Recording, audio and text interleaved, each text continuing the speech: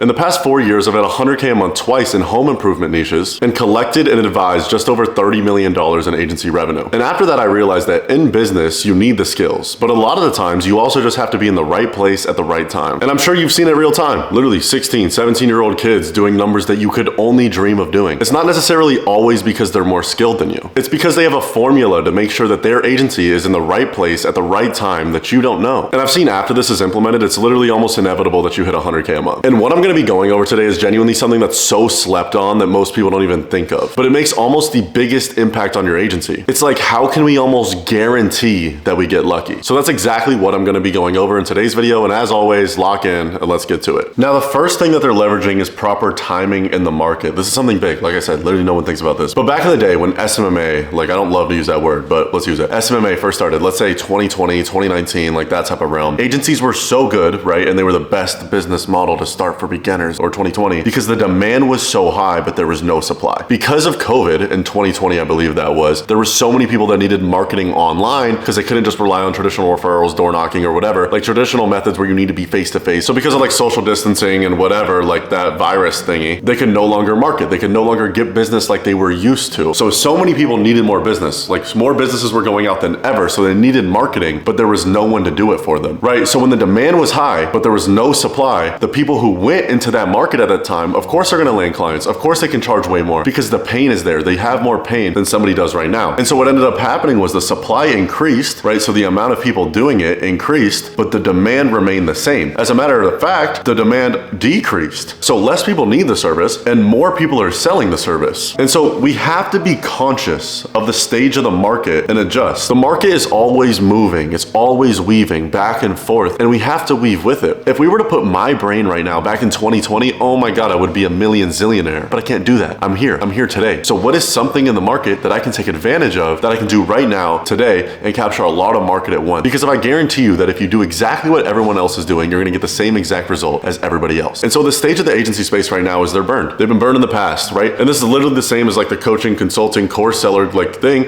It's the same thing. There's ebbs and flows of business, which basically means like what comes up must come down. So in 2020, Iman Ghazi, course seller era, right? COVID, everyone wanted to make money online. There was this influx of people that came into the industry, right? So the same thing with SMMA. And then people bought the course. They didn't like what happened. They didn't get the result. They got scammed. So they charged back. Now the market is more sophisticated. And now we have to deal with that and we have to adjust accordingly. And so also they're just tired of crazy offers. You have to think about it. Yes, while there is lower demand and an excess supply, that doesn't necessarily mean that the business model doesn't work. It works, right? There is a demand and there's a very strong one. And as a matter of fact, because the supply is so high, there's literally no one that fucking is doing this properly. So it gives you the chance to actually do well and take a lot of market at once. Because literally every single local business or even online business needs appointments. I need appointments. I need all the appointments. And if I could find, and so if any business could find somebody that books them appointments at a cheap cost where they're making a shit ton of money every month, they will stay with them forever, right? People are like, I hate done for you. I want to do done with you. No, info products are amazing. Yes, but done for you, churn should be very, very, very low as long as you have a good product. You can keep clients for 3 years with done for you. And that's just something that people don't realize because your guys' product fucking sucks. But the way that you do this is you create a blue ocean offer and you have a unique mechanism. So the first thing is creating a blue ocean offer and a unique mechanism. If you guys don't know what a blue ocean offer is already, it's basically like an offer that market has never seen before. Something that no one else is doing. Now, I want you guys to understand that you can grow a business with a red ocean offer. A red ocean offer would just be one of these traditional offers that you see on your feed every day. 100 appointments guaranteed, 50 appointments guaranteed, just something that everyone else is doing. And you can grow like that. But I'm telling you that you're not going to capture the amount of market that you want at once doing that. You're not going to hit $100,000 a month in 3 months doing that, doing what every single other person is doing. You're not going to get 20x ROASs doing what every single other person is doing. So there's two options. I say this all the time. Either one, we go make an offer that's never been seen before in a niche that's been burned, right? In a niche that literally everyone is sold to, realtors, HVAC, roofing, dental clinic owners, niches like that, wholesalers and stuff, and bring an offer that no one's ever seen before into that niche. Because like I said, the demand is still there. And then another option would be going into an industry that literally has never really seen marketing agencies. For example, I had a client one time go into the industry of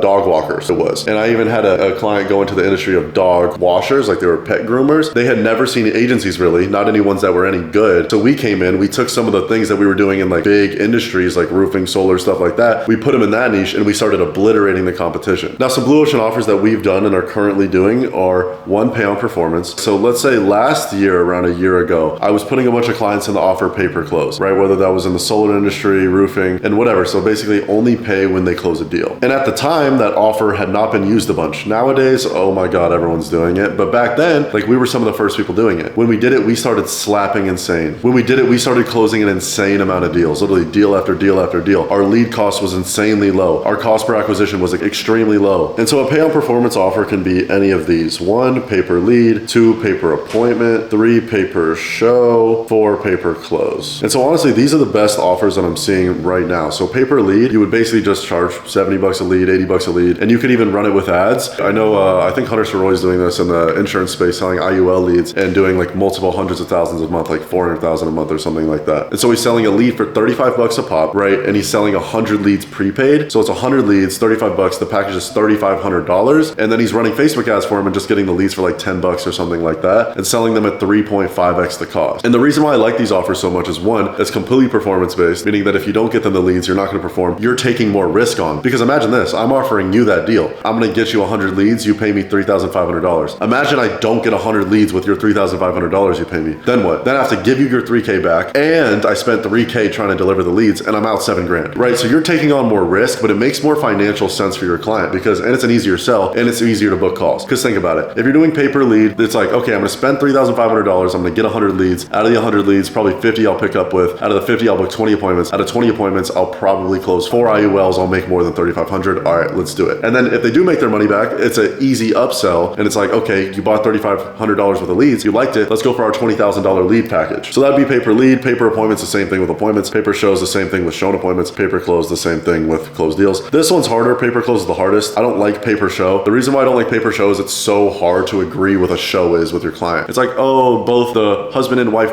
weren't there. We're not counting this as a show. Like your clients are going to be assholes when it comes to shows. It just is what it is. Like I've experienced it a bunch. Unless you're working with like top of the food chain guys, I would do pay per close or pay per show. If you're literally with guys who are doing hundreds of millions, maybe not hundreds, like literally probably 10 million a year, and they have stuff really dialed in, I would do pay per show or pay per close. But for traditional clients, like smaller businesses, anyone under like 300K a month, I would do lead or appointment, and it's pretty self-explanatory. Something that we've been doing in these industries is no ad spend offers. So either one, we just say it's no ad spend and we pay for their ads for them. And so let's say we were to do the example, the $3,500 up front, and then they're going to get 100 leads. We would just pay for their ads for them. Another way that we've been doing this though is with SMS blast. So they pay us that $3,500 and then we get their leads with SMS blast. Another way we do it was cold emails. We also do it with a call center. You can get leads, however, for your client. You guys have gotten leads cold outreach. You've gotten it with paid ads. You get it with Google ads. You got it with LinkedIn. Like you've gotten clients in a bunch of different ways. You can do the same thing for your B2C clients. It's not just Facebook ads. That's not the only thing. Honestly, Facebook ads don't get great results. I don't like Facebook ads. We don't run them for our clients, especially not in home service. Google ads work way better and they get way better results. That's a side tangent though. So if you can make that offer to your industry where it's pay on performance, right, with no ad spend, pay per lead, appointment, show, or whatever, it'll slap. It'll get way cheaper lead costs than anyone else. As long as you can fulfill, you're gonna make a bunch of money. And the reason why I like these offers so much is they're so transactional, right? What I was literally just talking about. Like I pay X, I get Y. It's not like I'm sitting over here being like, oh, you gotta pay ad spend, then you gotta pay the retainer, then you gotta pay this, then you gotta pay this, then you gotta pay this, then we'll go from there. You know what I mean? And so you're just like, you pay this, you get this. Do you think you're gonna make your money back or not? The second thing is this no ad spend is a unique mechanism. Now, if you guys don't know what a unique mechanism is, it's basically like, what is the thing that makes you different than anybody else? What is the thing that somebody has to come to you to get? Let's say I make this new funnel for agency owners that it has some super AI crazy software thingy, and I'm the only one that can use it. Then you cannot go buy from anybody else because I'm the only one that has the thing that you want. So basically the goal, this is a Russell Brunson thing. The goal is literally, how can we make them believe that a unique mechanism is the answer to everything so that all objections get eliminated? People are always looking for something that's new, right? This new thing that's gonna help me X, this new thing that's been holding me back for all this time, this new thing that's gonna help me Y, and it's the reason why I haven't been making all this money. When in reality, we both know that they probably just need to get more appointments on their calendar. But having this no ad spend offer in place is new. It's something they've never seen before. It makes you appear different than every other agency. It makes them think that you're not the same and just some marketer that's gonna scam them, right? It's a breath of fresh air. So close rates increase, it's cheaper to book calls, everything like that. So like I was talking about earlier on the other slide, there's two options. You either gotta be new in a market. So like I was talking about earlier, there's two options, right? You either gotta be new in a market, right? So go to a market like solar and make a new offer, which is exactly what I did with this pay per appointment with no ad spend, and I scaled really really fast. Or you just gotta have a new offer and a new niche. So either way, you gotta be new, because that's what makes people scale really fast. It's either, are we gonna go to a new niche that's never been like marketed to that much and go take that over, or are we gonna go to a proven niche and basically make a completely new offer to them? That choice is up to you. So that's when it comes to offer. And that's how it comes to timing your place in the market successfully. Now, I hope that makes sense. I hope that's not giving you shiny object syndrome. So next I'm gonna be going over how to land clients even with no trust, right? Because I always say we're in a trust recession. No one trusts anybody, especially in the agency game, because they've been burned so many times in the past. Now, here's how we're gonna combat that. Number one, it's just gonna be proof. People buy from people who they like, who they trust, and who they know, right? So know, like, trust, that's the three things that we want them to do with us. And so realistically, how can we get them to trust and know us? So somebody also buys something high ticket when they think that the thing that they're buying is going to get them to their goal. You're gonna buy something if you think that it's gonna get you from 5K a month, 10K a month, to 100K a month. And that's when you'll buy, is when you think that it's gonna solve this gap. Now, realistically, to get them to understand that you can actually help them get to their desired outcome, the best way is just gonna be proof. The proof is in the pudding at the end of the day. If you can show them that you've helped hundreds of people do exactly what they wanna do, then it's gonna be inevitable that they buy from you. Whether it's now or whether it's 3 months in the future, it's gonna be you that they buy from. So some things that we can do to use proof, right? So case studies, testimonials, and things like that throughout our whole entire sales process to book more calls, number one. Number two, make sure those calls show up more. Number three, make sure those calls close more.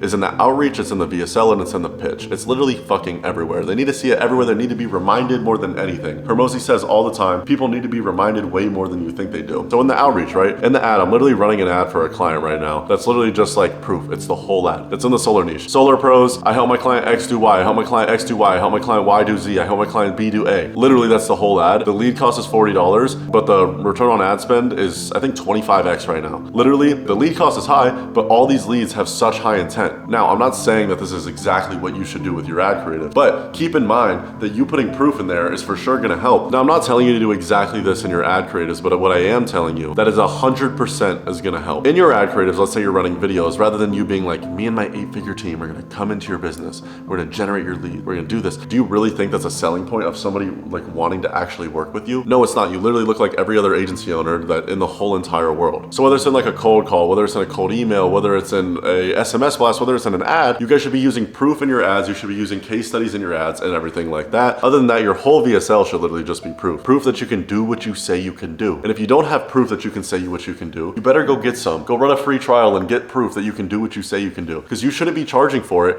unless you can do it, and you can do it really, really well. And then number three, we're using proof in the pitch. Now, this is something that honestly has doubled our close rate. So what we'll do during the pitch of the call is we'll pull up an ad account. Let's say we're selling Facebook ads as the service, like just traditional Facebook ads. We'll literally, like the prospect is in Oklahoma. Let's just say prospect's in Oklahoma, we're running Facebook ads. What we'll do is we'll pull up an ad account of somebody super similar to Oklahoma. And actually, like, would it just help if I showed you what it was like to be a client instead? And they're like, yes, of course. So then we go through the ad account. Look, they're getting leads for this much. This is what their ads look like. This is where they're located. They're located 50 miles away from you. Literally look at their calendar. They close this many deals this week, and we're just going through everything. Now, if you don't have a client in their exact area, just pick any client. And this market is super similar to yours. So basically, there's no way that it wouldn't work for you, right? In the pitch, in the VSL, in outreach, people are always going to buy from proof, like I said. Now, another thing just to warm your leads up a little bit is to remarket testimonials before the call. So when your client books a call, let's say it's like right here, to when the client shows the call, it's like right here. We have to take as much advantage of this little space as physically possible, because this is where we're going to nurture them. Google came out with a rule. It's called the 7-11-4 rule. Basically just means that somebody has to watch 7 hours of content to make a buying decision without influence. That would mean without a sales call. So they know, like, and trust you from watching the content. But of course, we can't do that from this. But let's just say we have this 48-hour time period of between when they booked the call and when they're showing up to the call. We want them to consume as much content as physically possible within this time span. So what we can do is we can go and make a new campaign in the Facebook ad account, and we can retarget everyone who's booked a call just with a bunch of content, testimonials and stuff like that. So right when they book a call, in that 48 hours, every time they're scrolling, they're just seeing our face, unlimited testimonials and stuff like that. Then the third thing, know your niche and talk like them. To get more trust, it's literally like you need to know your niche. You need to be an expert. Like something I didn't realize when I was getting into home service, like that niche, like roofing and solar, literally I didn't know that I was gonna have to know so much about solar. Like, why do I know what net metering is? And why do I know how many kilowatts a house is? Like, I could literally go sell solar right now. It's insane. But I'm just like them. I know every single pain point. I know every single electric provider. I know everything. Literally, I think if you didn't do any single sales tactic at all and you just knew the industry really fucking well and you could talk like them, I think you would do better than if you were the best salesman in the world, but you had no clue about the industry at all. But so that's how how we're gonna land clients, and those are the adjustments that we need to make to be able to take advantage of the market right now in the weird stage that it's in. And this is how I got lucky twice, quote unquote lucky. Number one, so I sold traditional retainers. I hit like 10K a month. My results were awful. So I knew I had to change something, right? So I cold called on the side. So for even more context, I had my best friend, or I guess he was my best friend. He would help me set appointments on the front end. So he was doing cold calls for me and I was taking the sales calls. And then on the back end, when I would generate the leads for the client, I would run the ads and then he would just call the leads as well. And so he would just call the leads that I generated for the client. And I was like, well, you have extra time and I'm paying you. So why don't you just go cold call too in the meantime? And he was like, okay. And now one of the clients that he was cold calling for actually gave me his leads. He was like, I paid 30 bucks a lead for these. Like, if you guys can call them too, like that would be amazing. We started crushing in Arizona. And Arizona was an awful state for us at that point in time. We literally booked this dude like 5 appointments a day, just calling the list that he had already bought. And the funny thing is the ads results were doing awful for him because Arizona clients we could never get results for, but he was stoked because we were literally just booking him so many calls from his list already. We got them way better results. I wasn't gonna have to charge him ad spend, so I was like, why don't I fucking double down on this? And so I realized, okay, no ad spend, it's performance based. And basically the offer just got better and better and better. It made so much sense like I talked about earlier. So I went from 10K a month to 103.4K a month in 4 months. And I didn't get better at marketing. And I didn't get better at sales. I didn't get better at a single fucking thing. The only thing I got better at was positioning my offer in the marketplace. And then what I did after that, I took that same offer to other industries. And so this is how to genuinely get lucky or do your best to, right? You have to make something genuinely new. And this isn't something that you can really force that I've seen. It's not like, okay, Cole, what is the new thing? I have to make this new thing. It just comes to you. I was literally sitting in the shower and all of this was like being created when I was at my girlfriend's at the time's house. Now she's my ex-girlfriend in fucking Washington. I was in the shower and I was like, I'm gonna do this. I put the ads up the next day. I saw immediate fucking insane results after watching a Hermosi podcast. Now it wasn't something where I was like, I had some ta-da moment, like I truly did, but it wasn't something where I was like, what do I need to fix? What's my new offer? I just had the idea and then I took action on it. Anyway, number two, the offer should have a floor and handle objections in and of itself. What I mean by handle objections is the reason why I thought my offer was gonna work so well is because it had no ad spend. And my biggest objection was actually ad spend at that point in time. I don't know why it was. That's not a huge objection anymore because people know about Facebook ads. But at the time, it was a huge objection. People were willing to pay me 2K a month for leads. They were willing to pay me 2. But with ad spend, it was 5. And so it was just a way, way, way bigger sell. I would say the offer in itself should be handling a lot of the objections. Stop trying to sell the market what you want to sell them and start trying to sell the market what they actually fucking want. Next, have more proof than anybody else. That one's self-explanatory. Third, do more shit than anybody else. More volume, more proof, and let the offer come to you. I don't think there's something where you can like force it and just like force yourself to create something super new. But I appreciate you guys for watching. As always, it's all love. I'll catch you guys in the next one.